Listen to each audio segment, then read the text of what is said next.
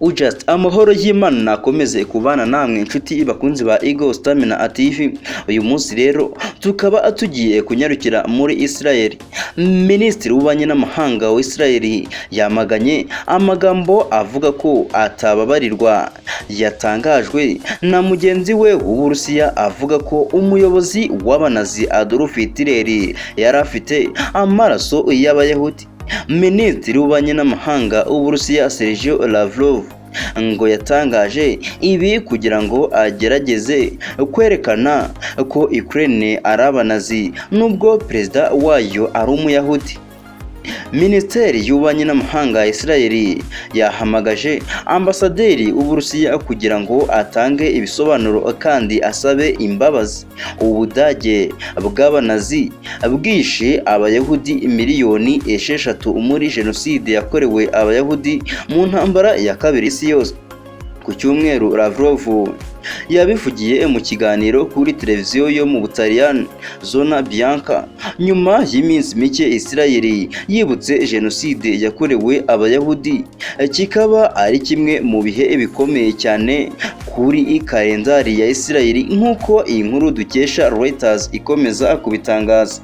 Abajijwe uburyo Uburusiya bushobora kuvuga ko bushaka gukura ubunazi muri Ukraine mu gihe Perezida Volodymyr Zelensky ubwe ari umuyahudi, Lavrov yagize ati none se niba Zelensky ari umuyahudi ukuri ntiguhakana abanazi muri Ukraine? Nizera ko Hitler yari afite n'amaraso y'Abayahudi. Yongeraho kandi bamwe mu barwanya abayahudi n'abayahudi. Minisitiri w'ububanyi n'amahanga wa Israel yakiriye nabi aya magambo ya Lavrov amushinja kurwanya abayahudi. Lavrov yamaganwe kandi n'umuyobozi w'urwibutso rwa Yad Vashem rwo muri Israel Dani Dayan yanditse kuri Twitter agira ati byinshi mu byo yavuze ni ibintu bitumvikana, biyobya, biteje akaga kandi ibikwiye kwamaganwa. Lavrov ashaka kugoreka jenoside yakorewe abayahudi, ahindura abahohotewe abagizi ba nabi hashingiwe ku kumenyekanisha ikirego kidafite ishingiro rwose ko Hitler akomoka mu bayahudi. Umunyamakuru wa BBC Yerusalemu John Donson avuga ko iyi myitwarire igaragaza uburyo amagambo ya Lavrov azababaza cyane mu buryo atazi abayahudi haba muri Israel ndetse no ku isi yose muri rusange. Mu mezi ashize Israel icumbikiye abaturage benshi b'Uburusiya, yagerageje rimwe na rimwe kuba umuhuza hagati y'Uburusiya ndetse na Ukraine.